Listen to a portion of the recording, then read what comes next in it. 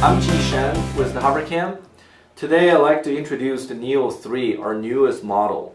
2 years ago we introduced this concept of HoverCam, which really leveraged the PC or a Mac's processing power to digitally process images so that you can achieve high level of zoom without the expensive optical components. And we have continued that technology, and we have continued to develop newer models. We first came out with the HoverCam T model, which is something like this, and later on in the year of 2010 we made this telescopic. Today the T has basically no latches anymore. You can just pull it out and extend this to the right angle and shoots down on a document. And when you press this button, this T can telescope down to any position and it stops there so that it captures a steady image. However, the T still does not give you all the degrees of freedom, and so that's when we start to look at Neo3. When we designed the Neo3, we wanted to have two cameras. The second camera is actually in this little window, looks through. When it's fully closed, it still can function just as a webcam by itself when it's connected to a PC or a Mac.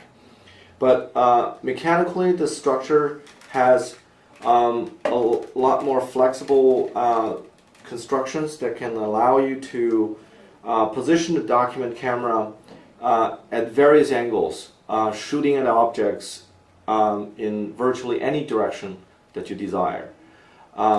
It's got a manual focus lens which you can adjust, which has some advantage comparing to autofocus. The second camera can pull out and it can shoot at the presenter or shoot at the classroom, capturing the reaction of the audience. We had a Kudos model in the past which has a second camera, but it wasn't really fully adjustable. But this one, it is adjustable, shooting at virtually any direction. The mechanical structure also allows you to fully lower this to a position so that the camera lens is very close to the object, so that it almost achieves about 3x mechanical zoom or optical zoom. The stand can tilt forward. You can also let it, point at an object at a very close-up range, so that object can be very clear. Combined with the digital zoom on a PC, we can achieve about something around 40 times zoom without the expensive optical zoom lens assembly. When this is fully closed, this document camera can be just folded like this. I like to point out when this is put at the right angle, this camera can be flipped up so that you can shoot at a whiteboard, and for certain application scenarios you could be capturing the whiteboard, whatever is being written up there.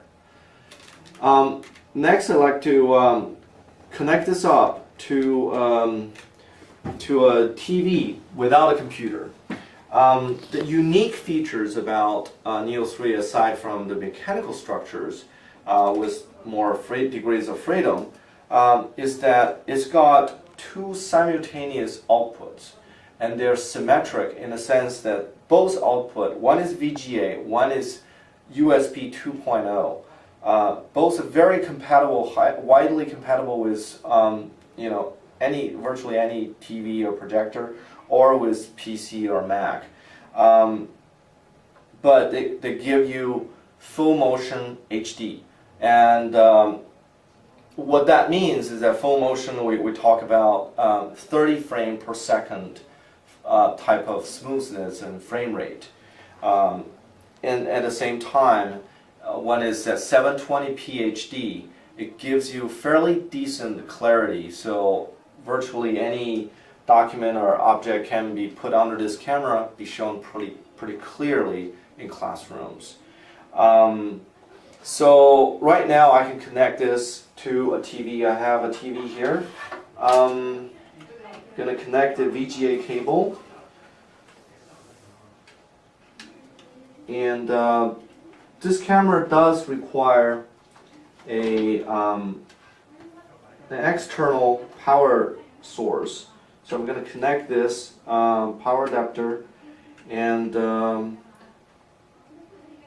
it's flipped on, and there we have an image. It's not focused yet, so let me focus on this a little more. With the menu focus, and you see this is at about 1024 by 768, often called the 768p resolution. And you can see this, the motion is completely smooth, without any delay, without any blurriness. Next, if we zoom in onto the object, let's say this is a US quarter. So let it zoom in.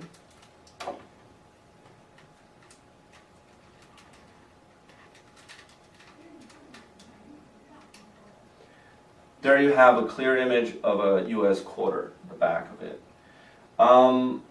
There's also an interesting thing. We used, at a trade show, we used this $5 bill to demonstrate how much fine detail this document camera can capture.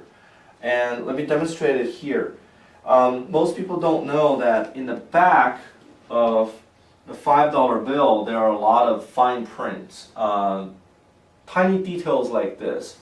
The 05s are clearly shown here, and this is not even the highest resolution of this camera. This we're looking at just about like a quarter of the resolution this camera can deliver. But you can see the 05s here are very clear. And if you look more closely, on the top of Lincoln Memorial, actually, there are 28 state names written across.